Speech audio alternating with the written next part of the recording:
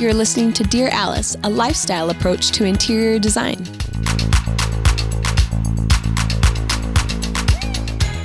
Hey, welcome to Dear Alice. We are talking about one of our favorite topics today, and that is our interior design process. How do we do it? Why do we do it? How do we get started?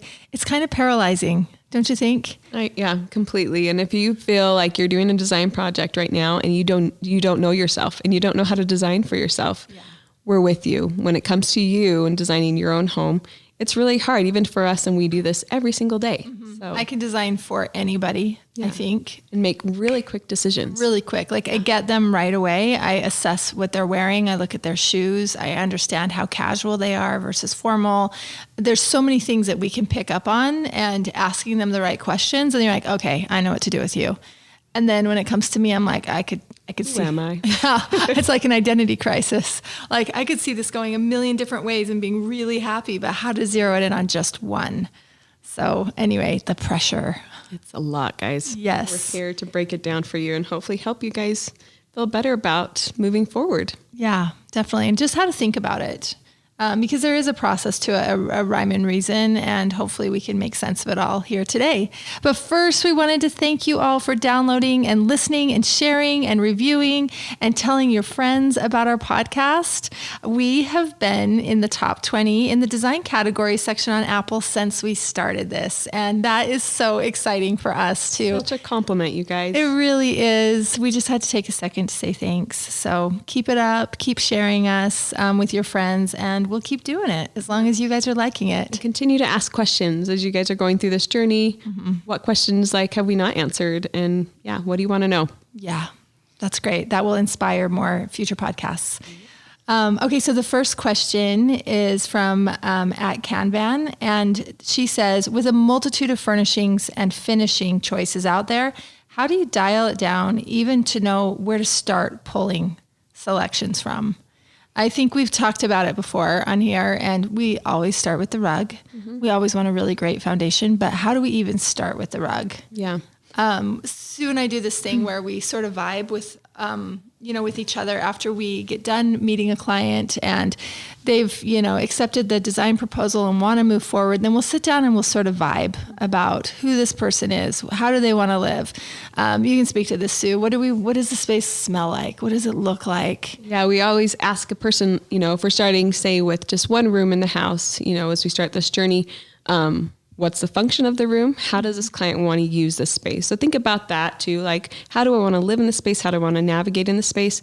But then what do you want it to feel like? What do you want it to, who's using this room? What does it sound like? Are there little kids? What is the soundtrack? What does it smell like? Just all those things. Like, you want to have a feeling for a room. And I think that inspires us as we start with a client. And what we do for a lot of clients that are having a hard time figuring out what direction they want to go is we'll get all this information and all these words and any images that are inspiring to them.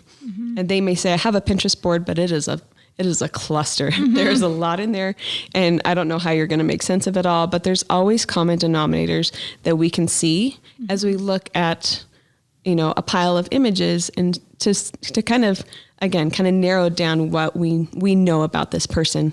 And we'll usually create a North Star, and we'll basically add our images and our ideas and sketches and things that we want to show them. This is where we think you're going, and this is who we think you are. Are we correct? And so we'll present that before we start to really dive into all these design details and make sure that we're on the right track. And usually they're really successful, and that we get a lot of feedback from them. And that's how we kind of start this level of trust where they can trust us in moving forward to, again, kind of show what they look like in this home. But then they can trust themselves too, to be like, I do like that. You like that husband or, other person making decisions, then we're on the same page. And so a lot of times it's just figuring out who you are. We talk about that a lot. As you're making decisions, like make them intentionally, make them specific to you.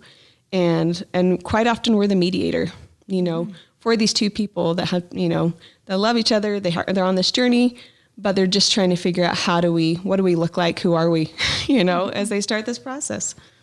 Yeah. I know you guys have a lot of clients that are like out of state, and some of them like you guys don't travel to. Is that process any different with them? And if so, how? No, the process Really is the not. same. Is it harder to like dial into like who they are? No, I mean, we just ask for a lot of pictures, and sometimes it's so paralyzing for the client to say, I don't know what I want, but I know what I have. I hate, like I've tried to do it before myself and I can't pull it together, but, and so then we'll often say, can you show us some things in your wardrobe that you love? Show us some outfits that you love, because that shows us purchasing decisions that they've made and gives us kind of an idea of their taste level, of the colors that they like and are used to if they don't ever wear color. But maybe like Susan Peterson's house, Tiger Oak, that we did, she wears black every day, black jeans with a black shirt. Uniform. Yep. Yeah. But then she wears like wild sneaks. And so for her collaborations that she does creatively at work always have color and pattern. So we knew that was in her. And as we really dived in, we understood that is how she wants to live, and she wants to live with it. She doesn't wear it necessarily, but it's what she surrounds herself by. And it's kind of how it's her charging dock. Yeah. It's how she inspires herself. Yeah. So, I mean, she was kind of an anomaly, but for most people, you can kind of start to see the things that they love, and it's easier to put together an outfit than a room. But you can see the current decisions that they're making today. Maybe they bought their sofa 20 years ago and they're like, I don't even know what's trending in sofas right now, or what would look good with, I don't even know, how do I want this to feel? But by looking at images of spaces that they love, oftentimes they'll kind of, look up at the ceiling and they'll say, oh, I stayed at a hotel once that I loved, and it was like this, and my husband loved it too. And they both agreed on this space that they loved. What did you love about it? Well, it had like this dark wood, but then these white sheets, and you're like, okay, you like contrast. Okay, great. Good to know. It's clean, it's crisp. And, he always wears a crisp white shirt every day. And so you can start to boil down these really simple things. Do you like symmetry? Sometimes perfectionists, people that are very, very good at their job, they have engineers. They have to have balance. Yeah. And so they're people that would want exact matching nightstands. They'd want the same lamp. They want the room centered, the bed centered in the room. You know what I mean? Mm-hmm. And so knowing what's going to like feel right within them, then you're going to give them a symmetrical space. You're going to give them contrast, so they have crisp lines. They like exactness. We actually work for one engineer who's a woman, and she said to us, I deal with exactness all day long. And so when I come home, I want it to feel like a retreat. And she loves fresh flowers. She gets them every week. She loves flowers in her garden, and she's more feminine and actually didn't want the contrast and the balance and the perfection that she has to deal with all day at work. She wanted something that would take the edge off and keep things feeling loose and airy and organic. And so we created an environment like that for her. Mm-hmm. So sometimes you want your home to feel like what you need in your life to be able to get that quote unquote balance, to make you a whole person, because you're so heavily weighted at work and in your thoughts. And then you come home and you open the door and it smells a certain way, and she has plastered walls. And that is an organic movement, and she can just put her shoulders down and just feel a different level of comfort than anywhere else on earth but her home. And one thing that's been interesting about her design journey is she's become really introspective and thoughtful. Yeah. As we start any new projects with her, she really thinks about it. She considers it, which I love that we get so into the deep end with her to be like, hey, how do you want the space to feel? What will you be doing in here? What does it sound like? What does it smell like? Like she really kind of takes herself through that journey now, because she's done it so much with us. We've done 2 homes with her, that she knows the process now, and it's really therapeutic for her too. So this process can be really, I think it's very enlightening. I think as you find out more about yourself and how you want to live with you and your family and in these spaces. Yeah. Yeah. So for our process, once we get to know somebody, hopefully well enough that hopefully they'll let us in enough to be able to start to make these decisions. And we create this North Star that is pretty intuitive based on other purchasing decisions, what we know about them, what we know about the husband. We're pretty good at merging styles, which I think is really tricky. A lot of couples on their own could end in an argument in the middle of Crate and Barrel.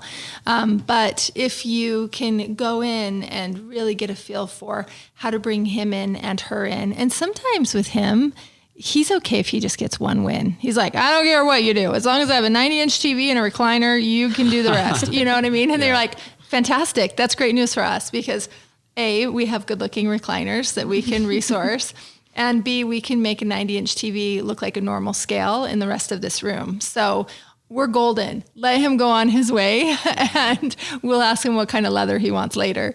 So usually the husbands don't usually want the whole room. They don't really care as long as they have the few things that they need to be comfortable in a space.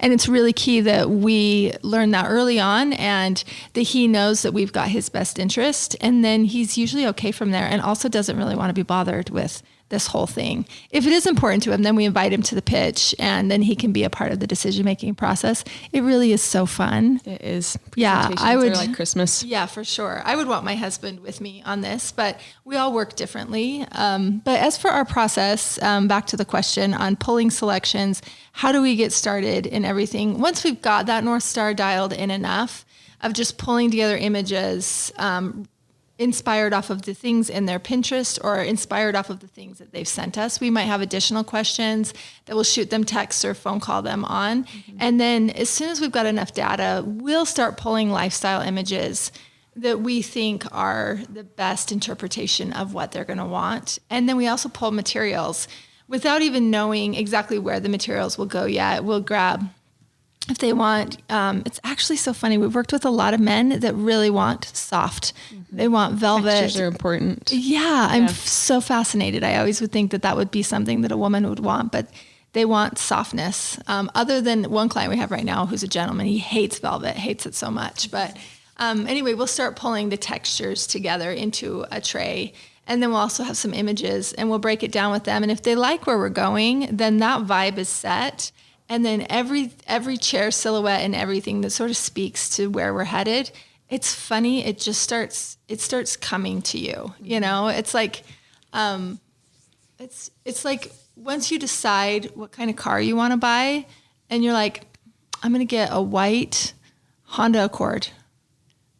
You leave the car lot with your white Honda Accord, and what do you see on the road? All the other white Honda Accords on the road. You're like, oh my gosh. They're everywhere. My car is everywhere, right? Or whatever. And so it's funny, once we have this vibe, then we're like, we see the things that we want pop up out of our library all of a sudden, and it's pretty clear for us after that point because we know where we're headed on this journey. You're quick into all those things and they just show up. Yeah, they do. Yeah, and you'll be looking through Pinterest and you'll see the work of another amazing designer and you're like, yes, how these two materials come together in that way, or how the height of this is so great with the drama of this low nightstand, or how the this or the art, or do you see how that thing's really punchy? And then you can use that as evidence for your client that it is going to work. Do you see this little moment right here? That's what we're going to do, but we're going to do it in your bathroom. Or this little thing right here. So you just, all of a sudden the evidence just starts popping up everywhere for us and we just start seeing it come to life. Suze an artist. So she oftentimes has a sketchbook on her at all times and she's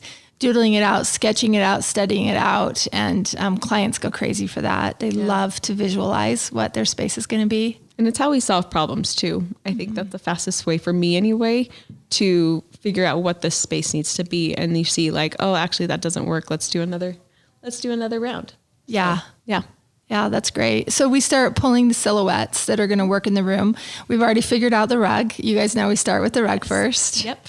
Yeah. And then the silhouettes on the sofas, depending on what their vibe is, we are going to, get the right silhouettes and we'll get all of those silhouettes playing together and figure out the space planning. Yeah.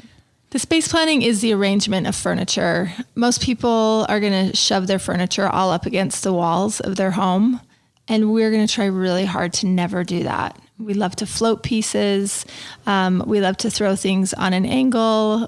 Putting them in different arrangements makes them feel more intuitive for better conversations. It's usually more artful and interesting.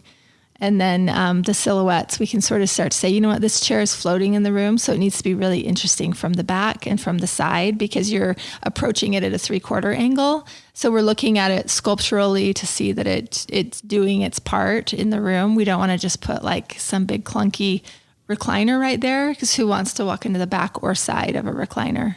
No, and we always too, like with all the hard angles that we see and just like cabinetry and all those things, we talk about this a lot.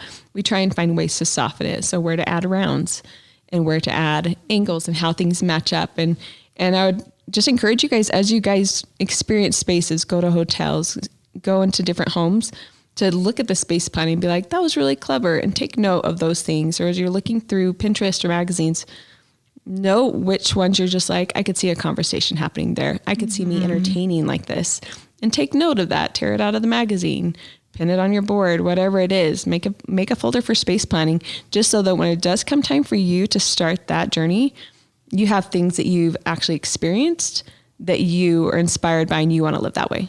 Mm-hmm. So I think we're always looking at that and looking for clever ways to space plan and to live a life in a space, right? Mm-hmm. I think it's super interesting. We're always seeing that. We have a few designers that we love looking at. Thomas O'Brien is a master of space planning. Thomas so look up O'Brien, his stuff. yes. And you'll see kind of how he arranges furniture and how he varies heights. And it's really interesting. And Vincent Wolf. It's smart. It's really smart. Yeah. And it's approachable, and you can see yourself living there. Yeah. Which again, I think is something that we're always looking for, because people, ultimately that's what, I mean, people want to live in these spaces. I think people always say we want to be comfortable. Mm-hmm. I feel like that's like a key word that most people say initially. And so as you guys are looking at silhouettes, think about your heights. How tall are all the people that are going to be sitting in this sofa? Will it be comfortable for all of them? Is there a seat for everybody in my family to be comfortable in this space? So that's one thing that I think that's one of the first things we probably consider when we're starting to look at these silhouettes is who's going to be sitting here? How tall are they? How do they like to sit? Are they older? Do we need a firmer seat? All those things take consideration. Are they really tidy? Do they not want loose cushions in the back? Okay, then maybe we'll go toward a tight back. So just think about, again, how you want the room to perform and how you want to feel. And then after you have that function aspect, then you start to look at just some of the design details and be like, this looks like her. This looks like that pair of shoes that she just showed us. You see that little ribbon detail on the side, whatever it is, you start to, again, quicken yourself as you learn more about this client and you learn more about yourself, that you're going to be like, I like that chair. I don't know why I do, but I'm going to put it in my love file and pair other things with it. And it will all work together because you love it all. Yeah. And here's something that's going to totally sound like a designer, but not everything has to be comfortable. There's a place for everything. I think your sectional or your sofa, that should be something that you could sit in for 4 hours and be completely comfortable in. So that's more of your 4-hour sit.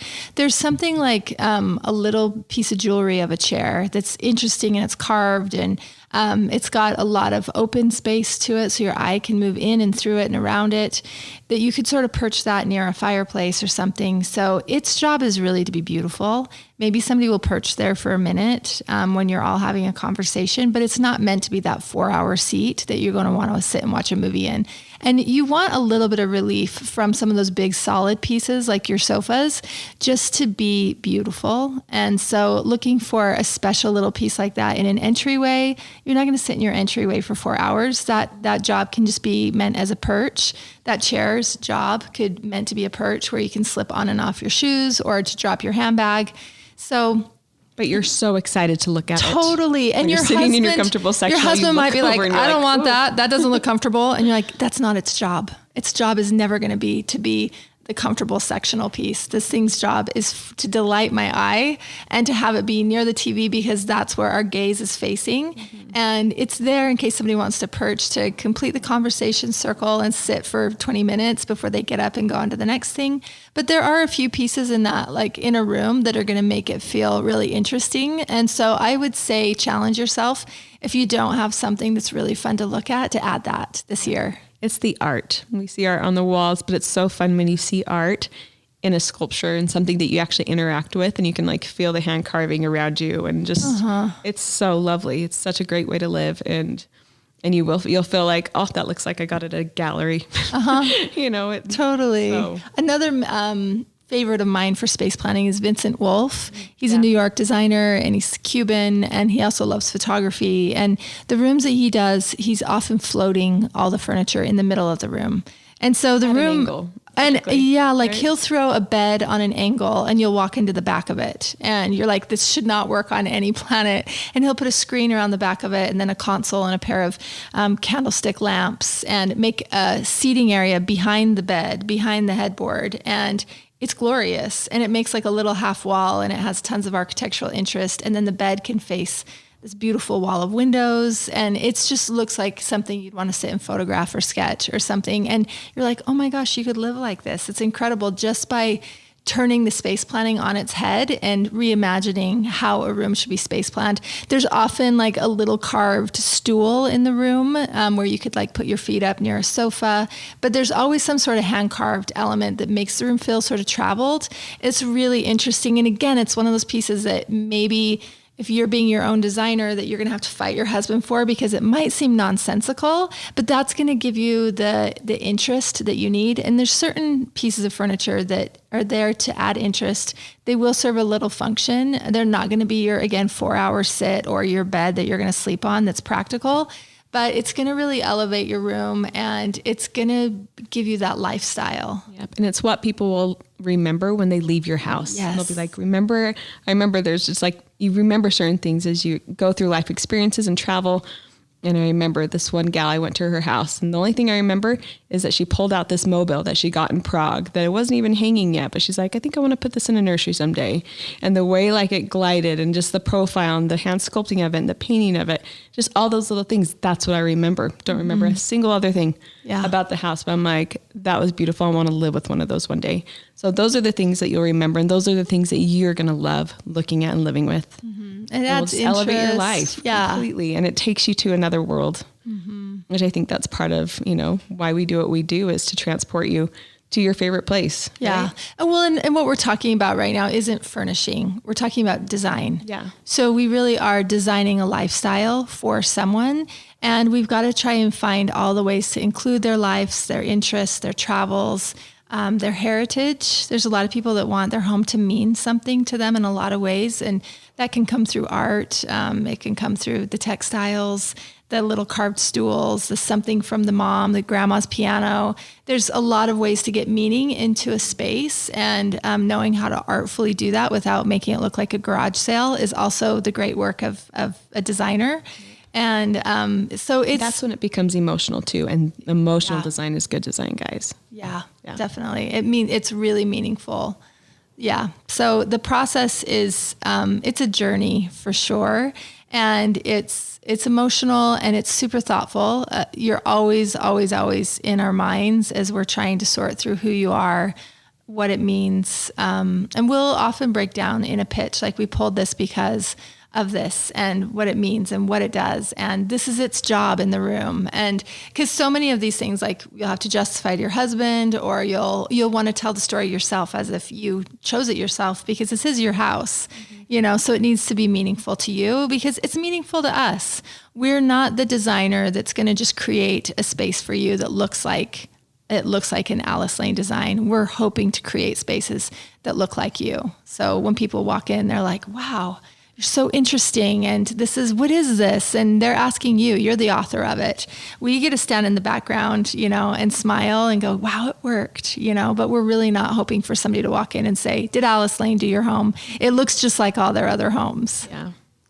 Yeah. And just to be really introspective, like for you too, that's really actually, I think it's so fun when you are listening to a client talk about a space, and they're using some of the words that you use to describe the pieces, but it's coming from their mouth, and you're like, they're really proud of it. Yeah. They're really proud of this space, and it feels like them, and they have the story because we got the story from them to design the house. It's their story. Yeah. It's not ours. Yeah.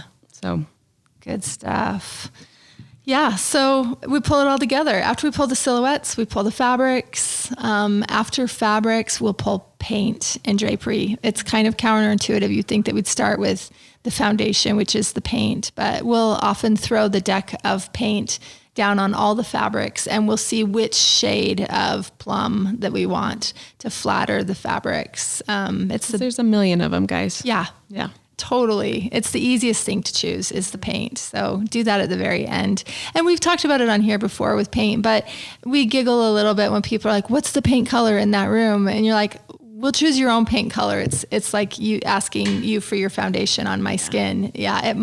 It's not going to work. It may be too cool or too warm, or there's a million shades of paint. So we like to do that at the very end, along with artwork, which is really hard layer. There's one layer that we end up doing reselections on. We might get the entire room perfect with almost no changes, but the artwork, people often want it to mean something to them. They want to understand it.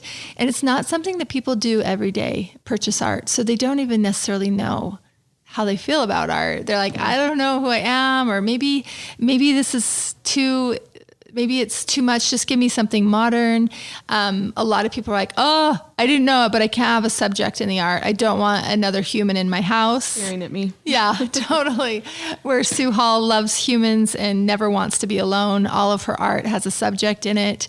So these are all really interesting things that we usually find out about somebody on their journey in art. And at first they're usually like coming up empty and they have question marks in both their eyeballs when we talk about art. And then once you start to show them things, then they start to get more and more opinionated about it. So we'll usually do a couple rounds of art to look for something that can either mean something to them, or this piece isn't supposed to be meaningful. It's just supposed to be big and abstract and evoke a feeling. A backdrop. Yeah, totally. So there's kind of, you got to know when to hold them and you got to know when to fold them, like Kenny Rogers says. We got Corey's attention. He's good. Yeah. Okay, so we have a question. And this one comes from Gretchen Colin. She says, do you present a price estimate for approval before starting designs? Can you explain how to calculate your fees of a project? Okay. Yeah, so that's a great question, Gretchen. And I think this is one thing that really sets us apart as a design firm, and as I've worked at other design firms, is that we really study the numbers. I think that's everyone's number one complaint, is that I worked with a designer before and they just kept going and I had no idea how much it was going to cost. And then I got a bill at the end of it and we were only like half of the things were in the room and it was so expensive and I had no idea and there was no communication. So we've really learned to, we use software, we surround ourselves with non-creatives that are studying the numbers. And before any project, Jess and I will go on the consultation, we'll understand the project, understand what your needs are, if you're one room or if you're a full house. And then we've done enough of this, we know how much time it takes to design a room, whether we're just selecting furnishings or if we're doing all your interior finishes and architectural details. We write up a scope, and that basically, it's like a menu for you to look at before the project even begins that explains what we are proposing to do and how many hours we think it's going to take to do all these different things. And so then you and your decision committee can look through that and decide where you want to start. If you want a phased approach, if you just want to start with that North Star in your kitchen, we do that quite often. Or if you're like, nope, the whole thing looks great and I have a really solid number to understand with my budgets of my construction and we're ready to move forward. So I think that's been, and we've gotten really good at it. Mm-hmm. So yeah, we always give a client an estimate and a contract for them to review and sign off on before we begin design. And we watch those numbers weekly and we let them know if an addendum needs to be done or if because of A, B, and C from the builder, it looks like we need to add X amount of hours and it'll be done this day. So we've become really calculated and really smart and we're technical.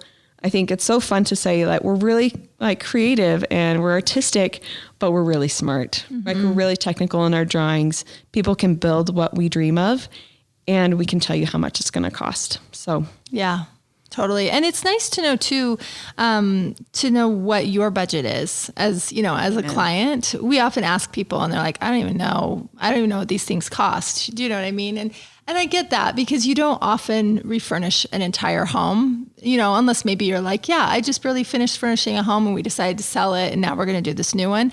Then you're probably pretty fresh on what the marketplace is costing today and what design services are. Then you'd have a good idea on budget. But anyway, budget's something that we often explore together And in our process, we'll often show, if we're going to show something kind of indulgent and like one of our favorite lines, but it's a little bit more expensive, then we'll also show our moderate line sofa as well. And then the client gets to choose if they want a spring for the Mercedes or if they want the Accord, the Honda. So, that way we can start to get a feel for what level of furnishings that you're comfortable with in your budget. We work within so many different budgets, and we're comfortable in all of our ranges. We have, I don't even know. I want to say 1,000 vendors. It's probably like pretty close. It's high hundreds. Yeah, it's in the 900 something. 900 and something vendors. So really, it's just like giving us an allowance. It's like if you were to say, hey, will you choose an outfit for me? I have a big event, and we'd be like, yeah, where do you want to? What's my budget? I'll go to Old Navy. I can go to Nordstrom. I can go to Neiman Marcus. I can fly to Vegas. What's my budget? And then I'm going to figure out how to put together the outfit. So yeah, just being as transparent as you can about your funds will help us know where to shop within all of our 900 vendors. Yep. And one thing that I think is interesting as we look back at, our portfolio and the clients that we've had is, regardless of that budget, even the wealthiest, they want a high-low mix. Mm-hmm. Everybody, I don't think we have any clients that are just like, go for it, just go high end on the whole thing. Everybody. So I just want you guys as listeners to know that you don't have to be indulgent on everything. There's spots worth investing in. And then there are spots worth like a side table. Maybe that doesn't have to be, I'm not sitting on it. I want it to be lovely in form. I want it to be the size I need it to be, but it doesn't have to be the most expensive. So understand that too, as you're selecting. Don't feel bad if you're like, I can't afford to do everything. Mm-hmm. High-low is very expected and very much a part of our process. It's just like a great outfit, right? Exactly. Like the gentlemen know like where to get their points. They're like, I'm going to invest in a great watch and I'm going to have great shoes on.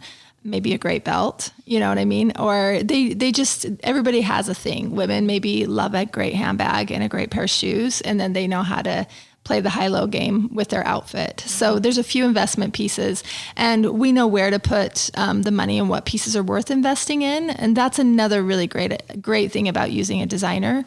So I feel like we're really, really well versed in furnishings. We're not going out and shopping like all of the different shops in town to try and put together an outfit. Some designers don't have showrooms like our own, but because we go to market and we carry furniture, we're really opinionated about the way it sits, the way it looks, what it looks like from a 3/4 angle. We've studied these things so much that it makes us exceptionally really good at furniture. Yeah, we've sat in everything, you guys. Yeah, we really have. So it's not like we're just going out to go see the marketplace and find you a leather sofa and do it all in one day. We've really been studying furnishings for, the store is 12 years old today. So we've seen certain trends, or not today, sorry, this year. We've seen certain trends come and go. We know what pitches are right, who's good at what. We know what wood finishes we like.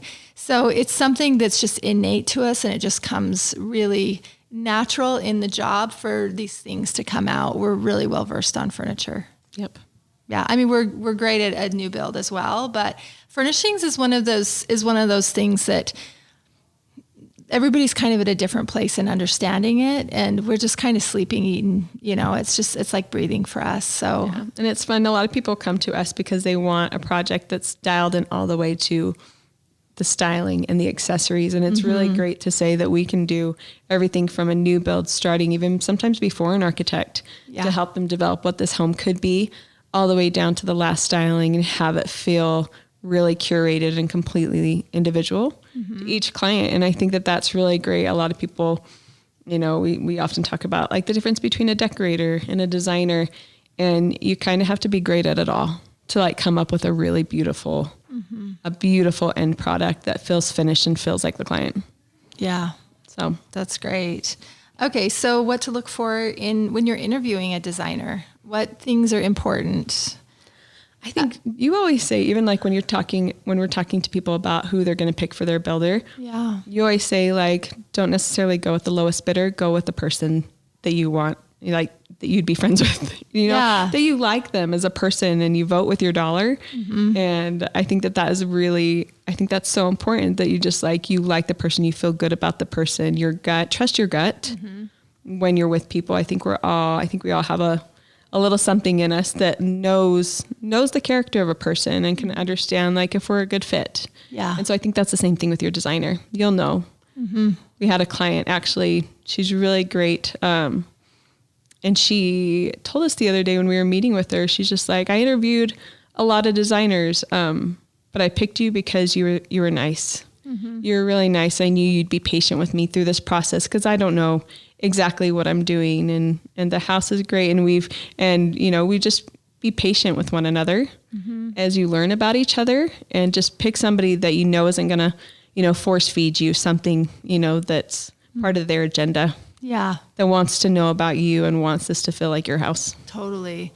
I think also in choosing a designer, you probably have maybe investigated and seen their portfolio. You've seen other work that they've done, and you've maybe liked it, which is going to bring their name to the table. Also, it might be interesting to know, depending on what your project is, if it's just furnishings, if you're going to use a decorator or a designer. If you're doing a new build, you're probably going to want a designer, somebody with the technical skills. And you could ask them, how do they work and what their process is? And if they're using, programs like AutoCAD or Revit or some of the programs that they're teaching in school today, says they're going to be a good technician and they're going to be able to create drawings that your builder can bid off of, as well as send to his subs like cabinet people and those type of trades. Then you're going to be in the deep end with somebody that's really good and technical and can talk shop with people and create the drawings needed in order to create and construct these items. If you're working with a decorator, then they might not be able to create these technical drawings. So you're going to want a good technician, and that is a totally normal thing to ask. Like, do you have schooling in this? What programs do you use? Can you tell me a little bit about your process? So I think that would be really helpful, having seen their portfolio, knowing that you like them and that you want to work on a project with them, because building a home is a really stressful process for a lot of people. Once you have a great team assembled, then they're really the ones that are working after it and approving things through you. Mm-hmm. And you have to be okay telling them like, oh, it's not exactly what I want, or can we tweak this, and that they're not going to be so guarded and try and push you into doing something that they want, but that they're willing to take your input. And we always tell people that when we're starting into a presentation, and even like when we first meet them, like, you can't offend us. Yeah. You really can't, like, be really transparent. And those are the most successful projects, or when you're transparent with one another and we can be honest with one another. And that's when you get the best results and the quickest results, because you're being straight. Yeah, totally. I love that. Another thing is that they've done extraordinary work, that they want to take risks. We think that's a sign of a good designer. Amen. Yeah, you want to just like have your heart beat a little bit when you're looking in that pitch, that it doesn't look like something like, oh yeah, no, yeah, I've seen spaces like this. I think they're pretty. Yeah, let's do that. But something that really you're like, oh my gosh, I could have never thought of this on my own, and you're like, oh my gosh, I'm excited, but I'm nervous. And you kind of want to be on that brink of, should I just be awesome? I don't know. I've never done it before. Like, go to the party or sit on the fence. Which one's it going to be? Yeah. We always tell people, like, if they are nervous, we tell them that we wouldn't be doing our job if you didn't leave this a little bit nervous. Yeah. We want to push you, because otherwise you could do it on your own. But that's why you hire a designer, is to push you and make you better than you were, and for them to see something in you that you didn't see in yourself. Mm-hmm. So yeah, I think one of the best compliments, the Tiger Oak house that we're talking about with Susan Peterson, didn't she say at the end something like, I didn't know I was this cool? Yeah, she's like, I had no idea I was this cool. Yeah, you like, that is like a really good sign that we did our job, because we see that so much in people. It's hard to see it in yourself. Amen. And so it's hard to design for yourself, which is why it's great to have an outside pair of eyes telling you that you're great and this is what you should look like. Yeah. So amen. Love that. Upfront budget and scope. It's good that a designer provides that for you. And they're like, I don't know, I charge $100 an hour. We'll see where it goes. You know what I mean? Like, which at the beginning, when you're starting, you're like, it's easy to show that to, your significant other and be like, oh, they're only $100 an hour. We'll just see where it goes. And you're like, okay, not bad. But then you get the bill, and sometimes the number, when we present a scope to somebody, sometimes it's a lot, it takes a lot of hours. Like Jess said, it always takes a little bit longer than you think, but it's so nice to just be educated and just know that that's data. It becomes a lot less emotional when you see that number than to get in a big roaring fight, with your designer and everybody else paying the bill, when you see a bill that you were not expecting. So. Yeah, so somebody that can provide that data for you up front, and they can speak from experience and say the last project I did, billables were around this price, furnishing was around this price. And so everybody's kind of on the same page with, oh, okay, all right, I've got an expectation now. Let me run that by, my partner and, make sure they're okay with it. So that is always really helpful just to avoid any sort of conflict. Mm-hmm. Yeah. And then advocating for the lifestyle that you want to live. Having a designer that's really going to show up for you in your lifestyle, whatever that is, not hers, not your designer's lifestyle, but a way that you really want to live. So it's super helpful to use a designer. We feel like we've been able to really get in and transform the way people live, and really truly living in your own home that's exactly the way you want to live, that it entertains the way you want it to live, that inspires you. Like that engineer that we're working with that can come home and let her shoulders down. It is such an emotional thing, and it really changes your life. I cannot speak highly enough about getting to work with a really talented design crew. Yeah. I definitely think that together, the project will be better than just one person thinking about it. Having a lot of great minds thinking, considering, taking years and years of experience working with the best craftsmen, you're not going to go wrong. It's going to be a much better decision than hating yourself and having buyer's remorse at the end of it all. I think that's one other thing that I really love about our system and our process and our team and any design team that you're going to have is that when you do have multiple brains like that, thinking about it, like the ideas just get built upon each other and they get better and better and better and better. And before you know it, like you have this extraordinary piece of work that you get to live in and call your own. Yeah. So it's pretty remarkable. It is remarkable. Thanks so much for listening today, everybody, about our process and how we do it. And I hope this has been helpful. If you have any other questions, be sure and reach out because we'd love to talk more about it. Our email, by the way, is dearalice@alicelanehome.com. Awesome. Have a great day.